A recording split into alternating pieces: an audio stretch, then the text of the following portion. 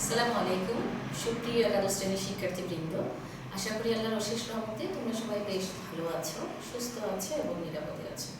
National ideal girls college কর্তৃক আয়োজিত NIGC home college প্রোগ্রামে তোমাদেরকে আন্তরিকভাবে স্বাগত জানাচ্ছি। আমি আমাতুসালাম, প্রভাষক ফিনান্স, ব্যাংকিং ও বিমা। প্রিয় শিক্ষার্থীরা, তোমরা অবগত আছো তোমাদের জন্য আমি ধারাবাহিকভাবে ফিনান্স, ব্যাংকিং ও বিমা প্রথম পত্র হতে চতুর্থ অধ্যায় আর্থিক বিশ্লেষণ থেকে আলোচনা করছি। প্রিয় শিক্ষার্থীরা, প্রথম পর্বে এটি আমাদের শেষ অধ্যায়। আজকে আমি তোমাদের সাথে আলোচনা করব ব্রেক ইভেন অ্যানালাইসিস বা সম আয় ব্যয় বিশ্লেষণ সম্পর্কে। তাহলে চলো দেরি না করে শুরু করি।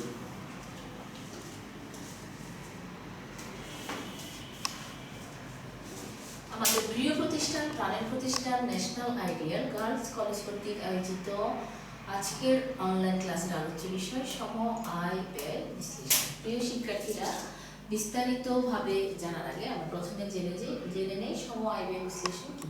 ব্রেক ইভেন বা সম আয় ব্যয় বিশ্লেষণ হলো এমন একটি কৌশল যার মাধ্যমে বিক্রিত পণ্যের উৎপাদন ব্যয়, বিক্রয়লব্ধ আয়ের পরিমাণ এবং পণ্য বিক্রয় থেকে অর্জিত মুনাফার মধ্যে পারস্পরিক সম্পর্ক নির্ধারণ করা হয়। প্রিয় শিক্ষার্থীরা, এখানে একটি বিষয় স্পষ্ট, এটি একটি কৌশল যার মাধ্যমে আমরা যে পণ্যগুলো বিক্রয় করব সেই বিক্রিত পণ্যের উৎপাদন ব্যয় কত, বিক্রয় করার পর বিক্রয়লব্ধ আয়ের পরিমাণ কি এবং বিক্রয় থেকে যে মুনাফা অর্জন করা হয়েছে তার মধ্যে কিভাবে পারস্পরিক সম্পর্ক নির্ণয় করা যায়। প্রিয় শিক্ষার্থীরা, তাহলে ব্রেক ইভেন বিশ্লেষণের মাধ্যমে প্রতিষ্ঠানের মোট পরিচালন ব্যয় উঠে আসতে কি পরিমাণ পণ্য উৎপাদন ও বিক্রয় করতে হবে তা জানা যায়। অর্থাৎ একটি প্রতিষ্ঠান উৎপাদন করতে গিয়ে যে পরিচালনা বা অপারেটিং কস্টগুলো সম্পন্ন হয়েছে সেগুলো কি পরিমাণ পণ্য উৎপাদন করলে এবং কতটুকু বিক্রয় করলে আমরা আমাদের আয় এবং ব্যয় সমান হবে, এই বিষয়টি জানতে পারব। ব্রেক ইভেন বিশ্লেষণের মাধ্যমে একটি কোম্পানির অর্থ ব্যবস্থাপক অথবা ব্যবস্থাপক যেসব প্রশ্নের উত্তর জানতে পারেন সেগুলো হচ্ছে: সকল পরিচালন ব্যয় উঠে আসতে কি পরিমাণ পণ্য উৎপাদন এবং বিক্রয় করতে হবে। অর্থাৎ আমরা উৎপাদন করতে গিয়ে যত ধরনের পরিচালনা খরচ সংগঠিত হয়েছে সকল পরিচালনা খরচগুলো উঠে আসতে কি পরিমাণে পণ্য আমাদেরকে উৎপাদন করতে হবে এবং কতটুকু পণ্য বিক্রয় করতে হবে, এইটুকু আমাদের জানা দরকার। 2 নম্বরে, বিভিন্ন পরিমাণ পণ্য বিক্রয়ের সাথে কি পরিমাণ মুনাফা জড়িত। অর্থাৎ বিভিন্ন পরিমাণের যে পণ্যগুলো রয়েছে সেগুলো বিক্রয় করলে সেই বিক্রয়ের সাথে কি ধরনের মুনাফা জড়িত, অর্থাৎ কি পরিমাণ মুনাফা আমরা করতে পারবো। অবশ্যই এক এক ধরনের পণ্য বিক্রয় থেকে মুনাফা অর্জনের হার এক এক রকম। 3 নম্বরে রয়েছে কি পরিমাণ পণ্য বিক্রয় করলে মোট বিক্রয় মোট ব্যয়ের সমান হবে। অর্থাৎ মোট আয় এবং ব্যয় সমান করতে গেলে কতটুকু পরিমাণ পণ্য আমাদেরকে বিক্রয় করতে হবে।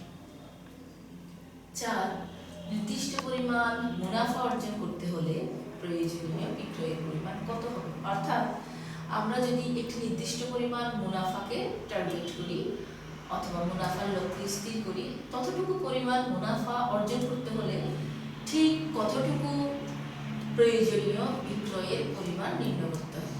অর্থাৎ কতটুকু প্রয়োজনীয় বিক্রয়ের পরিমাণ আমাদেরকে রাখতে হবে যার মাধ্যমে আমরা নির্দিষ্ট পরিমাণ আমাদের স্থির করা মুনাফা অর্জন করতে পারব। 5, বিক্রয়ের পরিমাণ শতকরা কত ভাগ হ্রাস পেলে কোম্পানির ক্ষতি হওয়া শুরু হবে। বিষয়টা এরকম, যদি সম আয় ব্যয়কে একটি বিন্দুর মাধ্যমে প্রকাশ করতে চায়, অর্থাৎ ওই বিন্দু থেকে কত শতাংশ উৎপাদন কমে গেলে কোম্পানির ক্ষতি হবে, আবার ওই বিন্দু থেকে কত শতাংশ উৎপাদন বৃদ্ধি পেলে বা বিক্রয় বৃদ্ধি পেলে কোম্পানির মুনাফা হবে। এই বিষয়টিও সম আয় ব্যয় বিশ্লেষণের মাধ্যমে জানা যায়। এখন সম আয় এবং ব্যয় বিশ্লেষণের গুরুত্বপূর্ণ বিষয় হলো ব্যয়। আবার এই ব্যয়কে আমরা দুই ভাগে ভাগ করতে পারি। একটি হচ্ছে স্থায়ী ব্যয়, যাকে ইংলিশে আমরা বলছি ফিক্সড কস্ট। একটি নির্দিষ্ট সময় এবং একটি নির্দিষ্ট প্রাসঙ্গিক সীমা বা কার্য পরিসরে উৎপাদনের পরিমাণ হ্রাস বা বৃদ্ধি পাওয়ার সঙ্গে যে মূল্য বা পরিবর্তন ব্যয় পরিবর্তন হয় না, তাকে স্থির ব্যয় বা স্থায়ী ব্যয় বলে। প্রিয় শিক্ষার্থীরা, এই পয়েন্টটি খেয়াল করো। একটি নির্দিষ্ট সময় এবং একটি নির্দিষ্ট প্রাসঙ্গিক সীমা অথবা কার্য পরিসরে উৎপাদনের পরিমাণ হ্রাস বা বৃদ্ধি পাওয়ার সঙ্গে স্থায়ী ব্যয় পরিবর্তিত হয় না। কারণ কোনো একটি কারখানা যদি তুমি স্থাপন করো, মনে করো তুমি 1 লক্ষ একক বিস্কিট উৎপাদন করবে, সেক্ষেত্রে বিস্কিটের যে কারখানা ভাড়া নিয়েছ, বিস্কিটের তৈরির জন্য যে চুল্লি বা চুলা তৈরি করেছ, তারপরে যে শ্রমিক নিয়োগ করা হয়েছে এবং তার জন্য বিস্কিট রাখার জন্য যে প্রাসঙ্গিক বা প্রয়োজনীয় ফার্নিচার বা আসবাবপত্র তৈরি করা হয়েছে, এগুলো কিন্তু আমার উৎপাদন করলেও আমাকে এই খরচগুলো করতে হবে, আবার না করলেও করতে হবে। অর্থাৎ স্থির ব্যয় এমন একটি জিনিস যেটি স্থানকাল পাত্রভেদে বারবার পরিবর্তিত হবে না। এটি হচ্ছে আমাদের ফিক্সড কস্ট বা স্থায়ী ব্যয়। তারপরে রয়েছে পরিবর্তনশীল ব্যয় বা ভেরিয়েবল কস্ট। উৎপাদনের পরিবর্তনের সাথে সাথে যে ব্যয় পরিবর্তন হয় তাকে পরিবর্তনশীল ব্যয়। একদম সহজ কথা। এই শিক্ষার্থীরা, যদি তুমি 1 লক্ষ পরিমাণ বিস্কিট উৎপাদন করো, তাহলে তোমার এক ধরনের খরচ হবে, উৎপাদন খরচ। আবার যদি 50,000 ইউনিট বা একক বিস্কুট উৎপাদন করো, সেক্ষেত্রে তোমার উৎপাদন খরচ হবে আরেক রকম। আবার যদি এমন হয় 1 লক্ষ না করে 1,50,000 ইউনিট বা একক বিস্কুট উৎপাদন করো, সেক্ষেত্রে তোমার উৎপাদন খরচ আরও বৃদ্ধি পাবে। অর্থাৎ উৎপাদন খরচ প্রতি একক প্রতি পরিবর্তনশীল, অর্থাৎ অনেকগুলো এখানে ফ্যাক্টর থাকবে, সেই ফ্যাক্টরের সাথে উৎপাদন ব্যয় বৃদ্ধি পাবে, যার মাধ্যমে পরিবর্তিত এই ব্যয়টি পরিবর্তনশীল হবে এবং যেটাকে আমরা বলছি ভেরিয়েবল কস্ট। অর্থাৎ উৎপাদনের পরিবর্তনের সাথে সাথে এই ব্যয় হ্রাস বা বৃদ্ধি পায়। ব্রেক ইভেন পয়েন্ট বা সম আয় ব্যয় বিন্দু কি?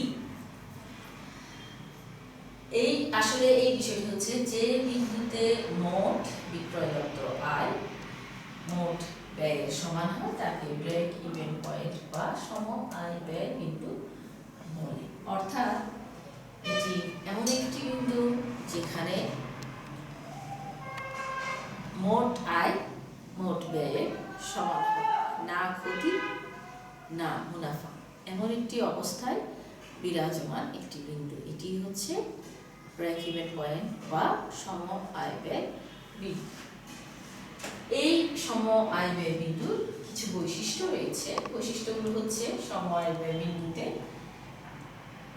মোট বিক্রয়লব্ধ আয় মোট ব্যয়ের সমান হয়। 2 নম্বরে সম আয় ব্যয় বিন্দুতে সুদ এবং কর পূর্ব মুনাফা শূন্য হয়। 3, এই বিন্দুতে অর্থাৎ সম আয় ব্যয় বিন্দুতে বা ব্রেক ইভেন পয়েন্টে সকল পরিচালন ব্যয় উঠে আসে। অর্থাৎ এটি এমন একটি বিন্দু যে বিন্দুতে আমরা পৌঁছলে আমাদের সকল পরিচালন ব্যয় উঠে আসে। 4, বিক্রয়ের পরিমাণ ব্রেক ইভেন বা সম আয় ব্যয় বিন্দুর চেয়ে যদি বেশি হয়, সেই ক্ষেত্রে কোম্পানির মুনাফা হয় এবং বিক্রয়ের পরিমাণ যদি কমে যায়, সেই ক্ষেত্রে কোম্পানির ক্ষতি হয়। তাহলে প্রিয় শিক্ষার্থীরা, আমরা জানলাম ব্রেক ইভেন পয়েন্ট বা ব্রেক সম আয় ব্যয় বিন্দু কি, তার বৈশিষ্ট্যগুলো কি। এখন আমরা জানব ব্রেক ইভেন পয়েন্ট নির্ণয়ের জন্য বা ব্রেক ইভেন অ্যানালাইসিস করার জন্য আমাদেরকে কি কি পদ্ধতি অনুসরণ করতে হবে। এইটি নির্ণয়ের জন্য 2টি পদ্ধতি রয়েছে। একটি হচ্ছে সমীকরণ পদ্ধতি বা ইকুয়েশন মেথড, আর আরেকটি হচ্ছে রৈখিক পদ্ধতি বা গ্রাফিক্যাল মেথড। প্রিয় শিক্ষার্থীরা, আজকে তোমাদের সাথে আমি ব্রেক ইভেন অ্যানালাইসিস বা সম আয় ব্যয় বিশ্লেষণের সাধারণ কিছু ধারণা তোমাদের সাথে ভাগাভাগি করে নিলাম। পরবর্তী ক্লাসগুলোতে ইনশাআল্লাহ আমরা গাণিতিক সমস্যা সমাধান করব। প্রিয় শিক্ষার্থীরা, আজ তোমাদের কাছ থেকে এখানেই বিদায় নিচ্ছি।